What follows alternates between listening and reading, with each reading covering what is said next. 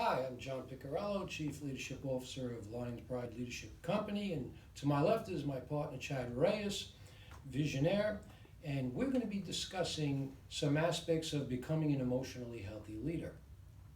So, Chad, to start us off, what is an emotionally healthy leader? I think, John, an emotionally healthy leader is people that are able to deal with the different adversities that go on in their life, whether that be professionally, whether that be business-wise. All too often, I think what you see is you see people that have, they're on a roller coaster up, and then all of a sudden things are not going well, and all of a sudden they're on a roller coaster down. I think an emotionally healthy leader is able to balance the ups and the lows and stay what I call is the zone or the sweet spot. So to be an emotionally healthy leader, I think we need to figure out ways to manage our emotions and our expectations so that we never get too high and that we never get too low. Now, that would take some aspect of learning, and in growing to be an emotionally healthy leader, we know that leaders are usually lifelong learners. How would becoming an emotionally healthy leader play into the aspect of lifelong learning? Yeah, you and I talk about this all the time. Lifelong learning means that we don't know everything. And I think often what people think lifelong learning is probably something different than what it really is. I would say that lifelong learning is coming in always trying to know that you don't know everything and you really have to be open to it. And part of that is also failing and failing forward. John Maxwell talks about that all the time, about how important it is to fail forward. I think in business, even in our personal lives, I think people try not to fail. Instead of saying, I know I'm going to fail, let me fail faster and let me fail forward. So being a lifelong learner is learning from that failure, whatever that failure may be, learning from it so that you can, grow and develop and continue to grow forward. When you're talking about lifelong learning and embracing failure, as you're saying, so how does that play out in your going through the journey, the steps in becoming a proficient leader? So in embracing failure and also handling success, how does that play into the journey of becoming an emotionally healthy leader? I think leaders, and we talk about this all the time when we're out doing workshops, leadership talks and things such as that. I think leaders sometimes think that it's the destination. And I was just yesterday, I know you weren't there, but yesterday we were presenting, and we were presenting on the emotionally healthy leader. And one of the things we said is that you have to focus more on the journey than the destination. And so many times in my life, I've focused on the destination, trying to get to point B. And then when I get to point B, all of a sudden point B is elusive. So it's no longer there, it moved. So I think the emotionally healthy leader really understands that it really is all about a journey, and to be able to understand that we need to take time to go on a journey. You don't just get to a point and then you've arrived. It is a journey, not a destination, and if you want to be an emotionally healthy leader. Do you have anything, a step or two that maybe you can help people who have trouble with staying in the moment? As you said, they're focused on their destination. So what could you say that would help people to focus more in the moment? Yeah, well, I think the first thing is to value people. That's a key. I think for me in my life, when I'm at work, I'm at work. And when I'm with my family, I'm with my family. And when I'm with friends, I'm with friends. So I think the part of it is needing to have systems in your life that allow you, we call them systems for freedom, right? But those systems are so important because those systems then allow you to be present. When you don't have the right systems in place, what it does is it requires you to take energy. So if you're with your family, for an example, right, you have to take the energy that you're with your family, but your mind is still at the office because you didn't have systems in place to allow you to know that it's going to run effectively. So you're really, while you're with your family, you're really not with your family. You're physically there, but mentally somewhere else. And emotionally healthy leaders understand that, and they're able to really be present to who they are and where they're, and whoever's most important for that moment. And they don't get distracted. I believe emotionally healthy leaders understand that people are the value, or people are the asset, and they want to be present for those people that they care most about, or their clients that they want to be working with. So I think that's key: valuing people, and then really putting systems in place that allow you to be present in those moments. Excellent. Yeah. What would you say to leaders when it comes to that, Mhm. especially Yeah. talking about balancing family and Mhm. business and having Yeah. systems in place, well, the values, adding value to people or what you value the most, those are core values is coming Mhm. from the heart. Can you speak to the emotionally healthy leader Mhm. knowing the condition of their own heart? You and I talk about this all the time, and it's interesting because I think most people don't know their motives. That's true. Most people don't understand their intentions. So what happens is a lot of the times they're coming across very unauthentic because they're meaning one thing and saying another. Emotionally healthy leaders know the condition of their heart. They know why they're doing what they're doing. They understand why they're doing it, right? And they feel comfortable enough to be authentic to say, this is my intentions here. Sometimes I think that also you do a great job at this. You're phenomenal at reflecting back on conversations after meetings, and I think in a world that we live in today, we have to spend time getting to really understand and unpacking what just occurred through those meetings. And you do better than anyone I know. You really spend the time to understand what occurred in that meeting. And I think that that's important to being an emotionally healthy leader, is not just going from one thing to the next, but also spending some time on reflection time. So that's, I would say that's very, very important. Right. Very good. Yeah. We've talked a lot about focus Mm-hmm. and about playing to your strengths. Yeah. So in some of those meetings that you mentioned where we did have to assess some things, and there is an issue that comes up a lot, and that's about people trying to do too much. Mm-hmm. So to be an emotionally healthy leader, Yeah. can you speak to that as far as staying in your lane or staying in your giftedness? Yeah. So you and I always talk about this all the time, that we're each person's called to do certain things. And you're a phenomenal writer. We talk about it all the time. I think you're probably one of the best writers I know. And you're welcome. But I really think that keeping people in their area of giftedness is so important. And part of what we're seeing and the success we're seeing at Lions Pride is because we're not asking you to run the operations. Right. That's not your area that you're gifted in. You're gifted in communicating, you're gifting in teaching, you're gifting in writing, and we want to keep you in those areas, right? Well, often a lot of people don't realize that because of some of the insecurities they may have inside, they want to try to be good at everything. And when you try to be good at everything, you just don't have enough time in the day, nor do you have enough bandwidth to be able to really pull that off, right? So what happens is, I believe that you start seeing insecurities in those people, and then they try to cover up the things that they're not really good at, right? But with emotionally healthy leaders, what they really do phenomenally well is they stay in their area of giftedness. They know what they're really good at, and they know what they're not good at. And their emotional intelligence, or their EQ, is so high to say that I'm not good in this area and I'm not going to be spending that time. And you do a great job of that. I mean, Danielle and I always talk about it, how John really stays in where he's gifted at and doesn't want to get out of that area. So for those that are listening to this discussion and conversation, I think it's just really important to know what we're good at. And you and I talk about this all the time. When picture you see a fish, right, by a tree. Right. And that fish is trying to climb up that tree, right? And every time that fish tries to climb up the tree, it does this. Yeah. And picture it keeps doing this right in front of the tree. Well, that fish eventually starts thinking that it's stupid because it was never designed to climb up a tree. Right. Squirrels climb up trees. Fish swim. That's right. When you take that fish and you put it back into the water where it was designed to swim, it all of a sudden now flourishes. So emotionally healthy leaders understand that. They understand that they shouldn't be a fish should not be trying to climb a tree. So that means if you have an operations person that's on your team, that person should not necessarily be the person who's doing all the data analysis, or necessarily who's doing the motivational speaking side of it, and motivating the people. Maybe they should just spend more time in putting systems in place that are going to allow the team to be able to run things more effectively. And emotionally healthy leaders know who they are, know where they fit, and they're comfortable with that. Sure. Yeah.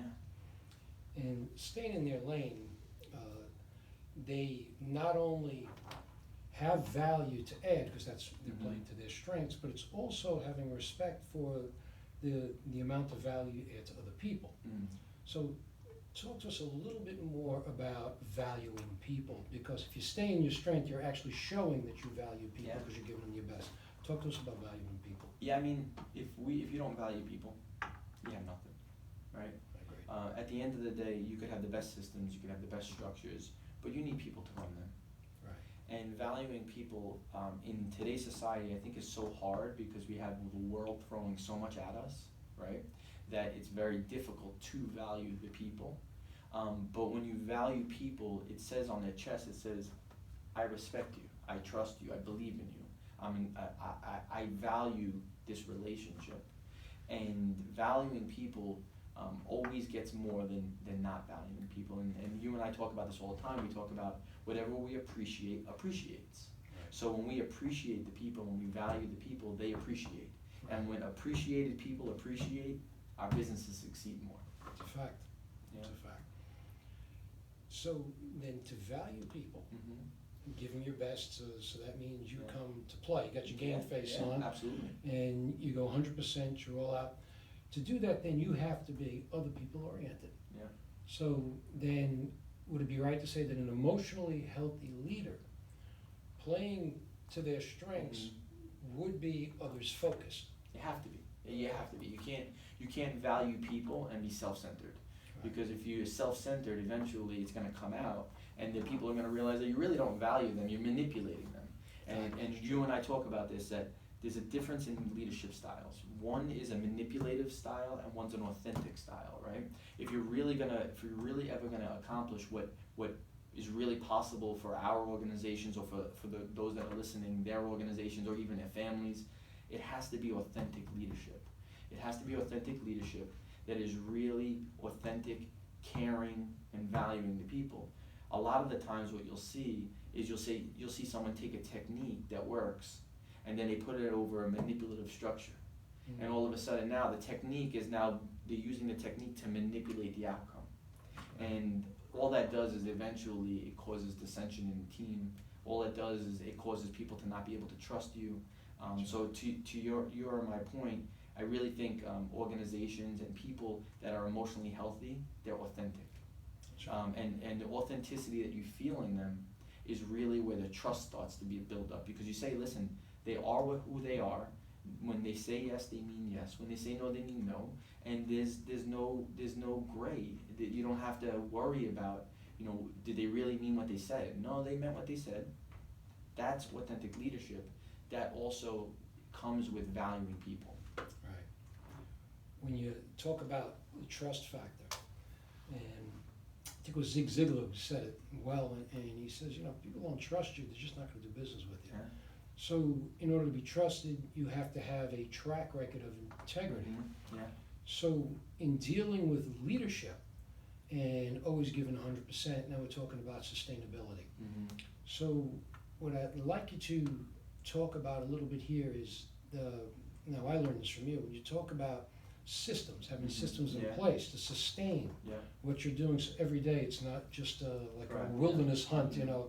you know what you're about this week, and every day you can pinpoint it. So talk to us a little bit about systems for freedom. Yeah, Systems for Freedom, it's funny, John, because I think you know this, but Systems for Freedom came up when one of my family members, right, in one of our other businesses was working with us, and she was doing so much of the work, and then she had let us know that she was going to be leaving. And I remember looking to Danielle, and I'm like, uh-oh, this is not good. She handles so much of daily activities that, how are we going to do this? And that was the journey, that was the beginning of the journey of putting Systems for Freedom in place, which really was, okay, how do we document the things that need to be done so that we don't have to have our minds scattered everywhere, right? And a lot of times I think people, emotionally healthy leaders, understand that a system, right, is not there to reduce your creativity. A system is put in place to increase creativity, right? But when you have a wrong belief system around what a system is, it actually can reduce your creativity and not allow you to accomplish all that you're trying to accomplish. Right. So what we believe in and we talk about with our clients is Systems for Freedom. If you put a system in place, that system is not there just for the purpose of a system. That system is there for the purpose of giving us freedom to do the things in which we're good at. So I want to spend more time speaking. I want to spend more time teaching. You want to spend more time teaching and writing and speaking as well. Well, if we have to think every time through our systems, every single time something needs to be done at Lions Pride, picture the amount that we would be overwhelmed. That's right. But because we put these systems in place, it allows freedom so that we can do the things that we love, right? And I think organizations and people need to get more effective with putting systems in place. And if a system becomes something that becomes very burdensome, now not initially, because initially you're always going to find, it's always going to feel uncomfortable. That's right. Because you're in that uncomfort zone because you're doing something different. But after a period of time, 2 months, 3 months, 4 months, and that system is actually adding more stress, I would say that that's probably not a system for freedom. I would call that a system for bondage. Right. And emotionally healthy leaders don't put systems for bondage, they put systems for freedom. That's right. Excellent. Now, that brings up another question. When you're dealing with systems, Mm-hmm. and it balances your life, and it sets your forecast, you know what you're doing. Mm-hmm. Now, life throws a lot of things at you. And you have people vying for your attention. There's clients making calls. Some say, hey, I need to reschedule something, or some say, I need to talk to you now. And Now so immediately. on. So I know people that are frazzled because they become subject where it's like the tyranny of the urgent. They're trapped in it. So I notice you, more than most people I know, you set boundaries. Mm-hmm. So talk to me a little bit about boundaries in all areas of your life. So it's not just business, it's in all areas of life. So speak to us about that. Yeah, well, then we talk about this all the time, healthy boundaries. That's right? Boundaries in itself could be very restrictive. Healthy boundaries, in my perspective, is healthy boundaries are boundaries that you put in place to keep integrity of relationships. That's right. Right? So when you put those types of boundaries in place, it's not so that you don't cross over this line. It's so that we keep the integrity of our relationship, right? A lot of times, and unhealthy leaders put boundaries in place, and that line that they draw is because they emotionally can't handle someone crossing that line. That's right. We talk about how important it is to have emotionally healthy boundaries, right? Because the boundary line that's there is not because we can't handle it. It's because I want to keep the integrity of that relationship so that we can always be in an integrous relationship, right? So emotionally healthy leaders create healthy boundaries, lines that are drawn that says when we cross this, we have to bring integrity back to that relationship. Whether that's the relationship with your family, whether that's a relationship with an employee, whatever that may be, that's the difference. I would constitute the difference between a healthy boundary and an unhealthy boundary. An unhealthy boundary, and I've seen most leaders say, I can't have family or friends ever work with me. Right. Well, that's because they don't know how to put up healthy boundaries. At Lions Pride, we have friends of ours that, as you know, Anne-Marie's a friend of ours, very close friend, but there's healthy boundaries there. And we keep the integrity of that relationship. So I would encourage just anyone who wants to be a really healthy emotional leader to really know the difference between healthy boundaries and unhealthy boundaries. Right. Well said. When it comes to the leader now focusing, because all this requires focus, and the law of magnification comes into play here. Yeah. So you talk about the emotionally healthy leader. You've talked about that whatever the leader focuses their attention on expands. Yeah. So that goes both sides, Yeah, good and bad. that's good and bad. It's Right. a double-sided sword. So talk to us a little about focusing your attention. Yeah, so emotionally healthy leaders, John, they put their attention towards what they want. And a lot of the times when we're in business, we can be pulled, like you said earlier, you can be pulled in so many different directions, right? Emotionally healthy leaders focus on what they want, not what they don't want, right? It doesn't mean that they're ignorant to the fact of what's occurring or has occurred. Right. It means that what occurs is not going to define where I'm going, right? So healthy emotional leaders really focus, they look through the windshield rather than the rear view mirror. So they focus on where they're going rather than where they came. They're learning from where they came from. It's important to learn it so they don't have to repeat it, because you and I talk about if a lesson's not learned, it gets repeated, and if it's not learned and it gets repeated, it hurts more. So they're learning from their past, but they're focused on where they're going. Excellent. Yeah.